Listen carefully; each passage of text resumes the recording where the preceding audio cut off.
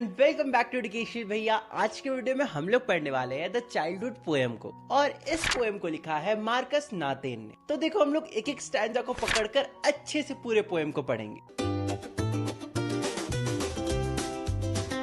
बस वीडियो को ध्यान से देखते जाना। तो पोएम के फर्स्ट स्टैंजा में हमारे जो पोएट है मार्कस नाथेन, वो पूछ रहे हैं कि उनका चाइल्डहुड कब चला गया। क्या ये उस दिन था जब वो 11 साल के हुए, या फिर ये उस दिन था जिस दिन उनको रियलाइज हुआ कि हेल और हेवन जैसी चीज ज्योग्राफी में एग्जिस्ट नहीं करती है। मतलब ऑब्वियस सी बात है, तुम हेल या हेवन का लोकेशन ज्योग्राफिकल मैप में मार्क तो नहीं कर सकते हो। कर सकते हो तो करके दिखाओ, बताओ हेल और हेवन का लोकेशन कहाँ पर है। तो पोएट कहना चाहते हैं कि क्या ये उस दिन था जिस दिन उनका चाइल्डहुड उनसे दूर चला गया, जब वो 11 साल के हुए और उनको पता चला कि हेल और हेवन जैसा चीज ज्योग्राफिकल मैप में एग्जिस्ट नहीं करता है। अब फिर से पोएट सेकंड स्टैंजा में पूछ रहे हैं कि उनका चाइल्डहुड कब चला गया, और वो कहते हैं कि क्या ये उस दिन था जिस दिन उनको रियलाइज हुआ कि जो एडल्ट्स होते हैं ना, वो जैसा दिखाने की कोशिश करते हैं, जैसा वो दिखते हैं, एक्चुअली में वो अंदर से वैसा नहीं होते हैं। क्योंकि देखो, एडल्ट्स होते तो दोगले ही है, वो हम बच्चों को बनाते हैं। क्योंकि जो एडल्ट्स होते हैं ना, वो बोलते हैं कि सबके साथ प्यार से रहना चाहिए, किसी के बारे में नेगेटिव नहीं सोचना चाहिए। लेकिन क्या सच में एडल्ट्स खुद इन चीजों को फॉलो करते हैं? मतलब क्या सच में जो हमारे एडल्ट्स होते हैं वो सबसे सेम अमाउंट में सेम प्यार करते हैं? मतलब कि क्या वो सबसे प्यार से बात करते हैं?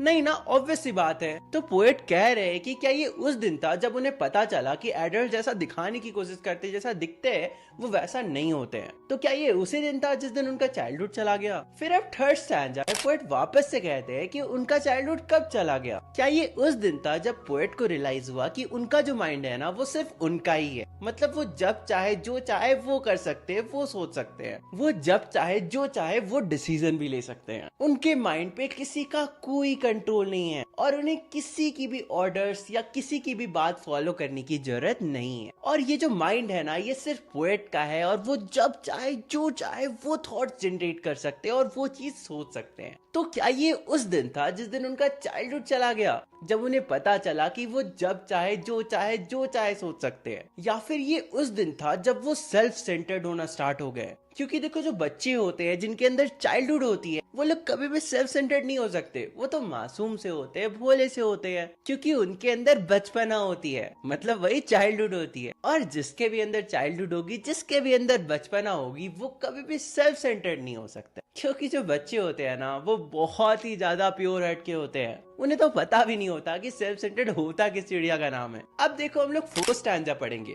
देखो, लास्ट के तीनों स्टैंजा में पोएट बस यही पूछ रहे थे कि उनका चाइल्डहुड कब चला गया। लेकिन अब फोर्थ स्टैंजा में हमारे जो पोएट है वो पूछ रहे हैं कि उनका चाइल्डहुड कहाँ चला गया। अब तक तो वो पूछ रहे थे कि कब चला गया, अब वो पूछ रहे कहाँ चला गया। यानी कि वो लोकेशन मांग रहे हैं कि उनका चाइल्डहुड किस लोकेशन पे चला गया। लेकिन इसका जवाब पोएट खुद से दे रहे हैं। वो बोल रहे हैं कि शायद उनका जो चाइल्डहुड है ना, वो किसी ऐसी जगह चला गया है जिस जगह को वो बहुत पहले ही भूल चुके हैं। और अब जो उनका चाइल्डहुड है ना, वो किसी इन्फेंट बेबी के फेस के अंदर चला गया है, जो एक्चुअली में उस चाइल्डहुड को डिजर्व करता है। कि हमारे पोएट कहना चाहते हैं कि वो अब बड़े हो गए, और उनका जो चाइल्डहुड है ना, वो किसी इन्फेंट बेबी के अंदर चला गया है जिसका हार्ट बहुत ज्यादा प्योर है। लेकिन फिर पोएट खुद से कह रहे हैं कि उन्हें सच में नहीं पता कि एक्चुअली में वो कहाँ गया है। मतलब उन्हें ये तो पता है कि वो किसी इन्फेंट फेस के अंदर गया है, लेकिन एग्जैक्टली वो किस बच्चे के अंदर गया है, किस इन्फेंट फेस के अंदर गया है, उन्हें इसके बारे में कोई आइडिया नहीं है। और यहाँ पे हमारे पोएट को खुद के चाइल्डहुड के बारे में जितना कुछ भी पता था, वो यहाँ पे बता देते। और इस तरह से ये जो तुम्हारा पोएम है ना, ये खत्म होता है।